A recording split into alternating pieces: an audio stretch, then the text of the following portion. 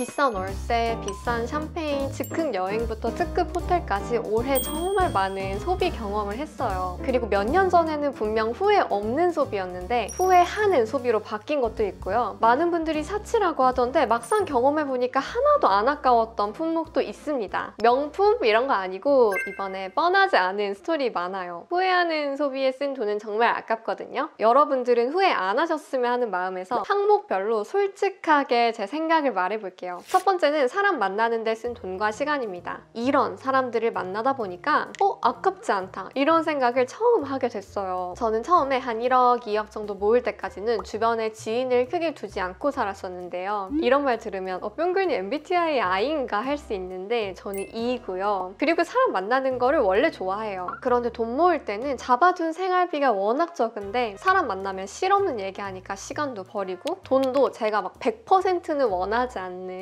술값과 메뉴값으로 나가버리는 게 솔직히 조금 아깝더라고요. 왜냐하면 돈 아끼고 몸 관리하려고 집에서 햇반이랑 닭가슴살 엄청 먹고 있는데 친구 만나서 술집 가면 몸에 안 좋은 거 그것도 이제 시중 가격보다 훨씬 더 비싸게 먹어야 된다는 점이 계속 걸렸어요. 만족도가 좀 떨어지는 것 같아요. 그래서 이제 그 시기에는 책이랑 친구가 돼서 고립하는 생활을 이어갔던 것 같은데요. 그러다 보니까 저도요 나 사람 만나는 거 싫어하나 봐 이렇게 생각한 적도 있었어요. 그런데 올해는 또 사회적으로 크고 작게 성공한 분들을 만날 기회가 많이 있었는데요. 만나고 오면 항상 인사이트가 남더라고요. 저 자리에 가기까지 저렇게 많은 노력을 하셨구나. 젊은 친구들은 파이어족이다 뭐다 하면서 하루빨리 은퇴하려고 하는데 대학교 총장, 부총장님 만나서 식사할 기회도 있었거든요. 아직도 너무 열정적으로 활발하게 활동을 하고 계시는 거예요. 그래서 저분들은 저 연세에도 또 저렇게까지 열정적이시구나. 나는 돈이 최고인 줄 알았는데 돈 말고 저런 원동력도 있을 수 있구나. 제가 좀 부끄러운 이야기지만 20대 초부터 집중했던 거는 아파트 사야지, 내 집 마련해야지 이런 거에만 집중을 했다 보니까 제가 읽는 책이나 보는 영상이나 그것만 보고 살아라, 그렇게 생각하고 달려라 이렇게 생각하는 게 많았어요. 물론 그것도 일정 부분 맞는 이야기긴 하지만 세상에 나가보니까요 다들 정말 다양한 목표를 가지고 살고 있더라고요. 돈을 추구하지 않고 명예를 더 추구하는 사람도 있고 공부를 길게 하면 얻게 되는 장점은 이런 게 있구나 이런 것도 아름아름 듣게 되다 보니까 되게 신기했어요. 제가 얼마나 우물안의 개구리였는지도 알게 됐고요. 그래서 저에게는 인생 전반적으로 다음 목표는 이렇게 인생 방향을 잡고 살아야겠다 이런 게 좀 생긴 좋은 계기가 되어줬었습니다. 또 우리 학교 친구들 만나는 것도 너무 좋은데 가끔은 나랑 살아온 길이 비슷한 친구보다는 또 아예 다른 목표를 가지고 사는 친구를 만나면 새로운 재미가 있더라고요. 새로운 시야가 열려요. 또 사람 만나는 걸 워낙 싫어하는 분들도 있잖아요. 근데 너무 닫지 말고 조금 열어뒀을 때 내 인생에도 새로운 자극이나 동기가 생길 수 있다는 점을 좀 알아주셨으면 좋겠다는 생각이 들었어요. 그리고 두 번째는 해외여행인데 돈 모으고 하는 해외여행 이거 안 아까운 소비예요. 물론 저의 이야기이지 다른 분들은 다를 수 있습니다. 이 모든 영상이요. 특히 이 파트는 성향의 문제가 가장 크다고 보는데요. 숙소는 전혀 안 중요한 분들도 있고 룸 컨디션이나 화장실이 훨씬 중요한 분들도 있잖아요. 이왕이면 호텔 위치도 좋으면 좋겠고 제가 바로 후자인데요. 저는 숙소 찾아보는 게 너무 즐거워요. 그리고 휴가 내서 여행하러 간 건데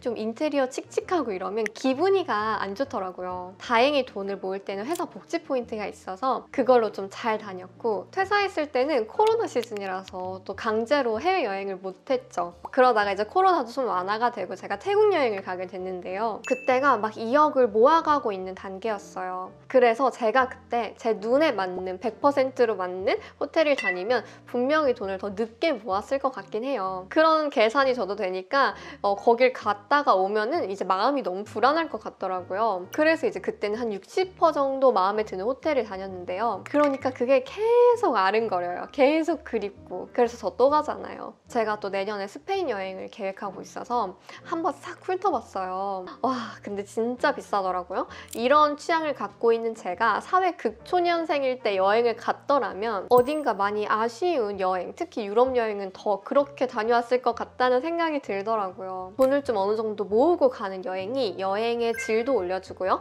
저는 숙소로 예시를 들었지만 다른 것에 더 니즈가 있는 분들은 거기에 돈을 더 여유롭게 쓸 수가 있겠죠. 그래서 전반적인 여행의 만족도는 올라갈 거라고 생각하는데요. 반면에 또 일부 분들의 니즈가 있는 즉흥 여행, 저 즉흥 여행 하고 왔는데요. 이거 정말 후회하는 소비가 됐어요. 제가 출장 출장 때문에 급히 일본을 가게 된 적이 있어요. 가기 일주일도 안 남겼을 때 막 항공권이며 숙소며 예약을 했거든요. 그리고 이제 업무를 다 마치고 하루 정도 자유시간을 쓸 수 있었어요. 그런데 유명한 식당은 이미 예약이 꽉 차 있죠. 뭘 찾아보려고 해도 그 업무가 다 차 있으니까 뭘 제대로 못 찾고 여행을 간 거예요. 그러다 보니까 비행기를 탈 때부터 있죠. 완전 조마조마한 거. 누구는 짐 쌀 때부터 여행이 시작된다고 하잖아요. 저는 항공권 티켓 끊을 때부터 여행이 시작되는 사람인데요. 근데 즉흥 여행은 그 기간이 진짜 짧잖아요. 항공권을 끊은 시점부터 여행을 가는 시점이. 그렇다 보니까 훨씬 내가 더 오랜 기간 설렘을 느끼면서 이 여행을 원동력으로 삼아서 지낼 수 있었을 텐데 같은 돈으로 가치를 좀 낮게 쓰고 있다 이런 생각이 들었어요. 저처럼 완전 제이인 분들은 공감을 하실 텐데 이왕 가는 거 내돈내산 후기 이런 거 싹 다 훑어봐야 마음이 좀 편해지거든요. 근데 그걸 못하니까 즉흥여행은 돈이 너무 아깝다 이런 생각이 들었어요. 가끔 피들이 즉흥여행 가는 거 브이로그 올라오잖아요. 난 정말 그것과는 맞지 않는 사람이구나 라는 걸 다시 한번 깨달았어요. 다음은 비싼 월세예요. 이거 후회하지 않습니다. 제가 돈을 엄청 열심히 모을 시기에는 당연히 안 했을 행동이고 그렇게 했다면 엄청 후회했을 것 같은데 저는 이 집을 매매할 수 있을 때 이사 온 거거든요. 제가 월세방을 정하는 기준이 그래요. 내가 모은 돈으로 살 수 있을 때 월세에 산다. 제 업무랑 휴식의 질을 많이 높이고자 이 집에 들어오게 됐어요. 지금 보이는 이 집이요. 실제로 휴식의 질이 이 TV와 소파 덕분에 많이 올라가기도 했고요. 그리고 저는 집에서 일하는 경우도 많다 보니까 방 하나를 사무실로 쓸 수 있는 이 방의 개수도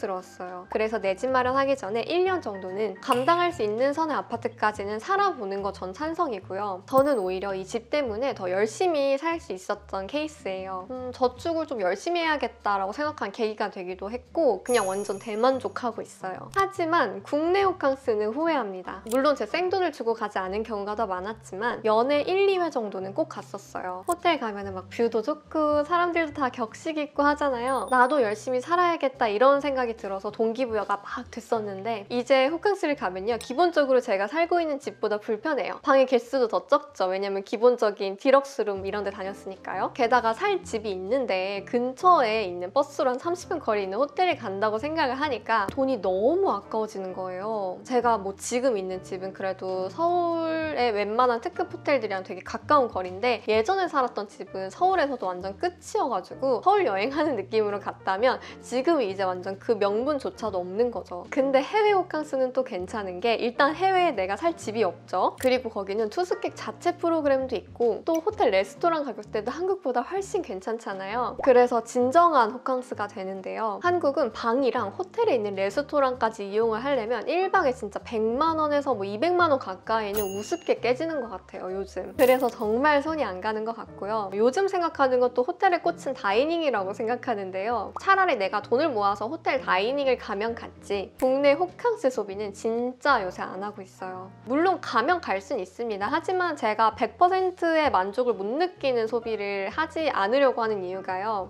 이건 좀 번의 이야기인데 제가 청약으로 집을 마련했잖아요. 이 집의 대출을 다 갚고 나면은 내가 또 돈을 더 열심히 모아야 할까? 그냥 내가 살 생활비 정도만 마련하면 되는 거 아닐까? 이런 생각을 했어요. 저 지금 진짜 솔직하게 말씀드리는 거예요. 근데 세상에 정말 돈 쓸 곳은 많고요. 제 돈이 닿으면 좋을 곳들도 많더라고요. 실제로 주변에 거금을 들여서 사역하는 분도 있고 실버타운을 알아보는 분도 계세요. 제가 알기로 제일 비싼 실버타운이 보증금 10억에 거의 500만 원을 매달 내야 되더라고요. 정말 비싸지 않나요? 진짜 충격받았어요. 그리고 나이가 들어서 공부를 더 하고 싶은 경우도 있는데 돈이 없어서 내가 하고 싶은 선택을 못한다. 이게 되게 후회될 것 같더라고요. 불필요한 돈은 쓰지 말자 이런 생각이 더 확고하게 들었어요, 올해. 다음은 하루 두 끼 배달 음식 진짜 비춥니다. 특별한 날에 뭐 하루 정도 배달 데이로 지정을 해서 시켜 먹는다. 요거는 인정합니다. 그럴 수 있다고 생각해요, 충분히. 제가 말씀드리는 건 그런 거 말씀드리는 게 아니고요. 빈번하게 아무 날도 아닌데 하루에 두 끼 이상 배달 음식을 시켜 먹는다. 사실상 그냥 배달 음식으로 점철된 삶이죠. 저는 삼시세끼를 꼭 먹어야 되는 사람인데요. 그런데 제가 이거를 배달 음식으로 싹 다 채워서 먹은 시즌이 있었어요. 진짜 게을러져요. 제가 회사에서 일할 때 너무 바쁘기도 하고 식당도 별로 없어서 그냥 오늘 배달해 먹을까요? 이렇게 말하는 경우가 있는데요. 그러면요. 진짜 그날 저녁에 몸한테 나 쓰레기짓 했다 이 생각이 확 들어요. 사무직이니까 물론 이제 일을 하겠죠? 일하면서 이제 입만 놀리고 그 다음에 점심시간에 밥을 배달로 먹죠. 그 다음에 또 오후 6시부터 10시까지 일하는 거예요. 그 사이 중간중간 배고프면 또 간식 주워 먹고. 이러니까 몸한테 너무 미안해지는 사태가 오더라고요. 돈은 또 돈 나가요. 배달 음식이니까 돈이 훅훅 깎이고. 그래서 제가 대안을 찾은 게 배고플 때 포만감을 느낄 수 있는 좀 좋고 건강한 음식을 냉장고에 많이 채워놓자였는데요. 그게 있고 없고에 따라서 배달 음식을 시켜 먹는 빈도가 확실히 다르긴 하더라고요. 그리고 제가 돈뿐만 아니라 왜 배달 음식을 줄여야겠다라고 느꼈냐면요. 제가 155cm에 42kg 정도를 유지하고 있었다가 너무 바쁘고 몸이 아파가지고 운동도 못 간 시즌에 배달 음식은 또 열심히 시켜 먹었었어요. 그러다 보니까 48kg까지 몸무게가 올라가더라고요. 확 굼 떠지고 게을러지는 게 느껴지고요. 뭔가 자도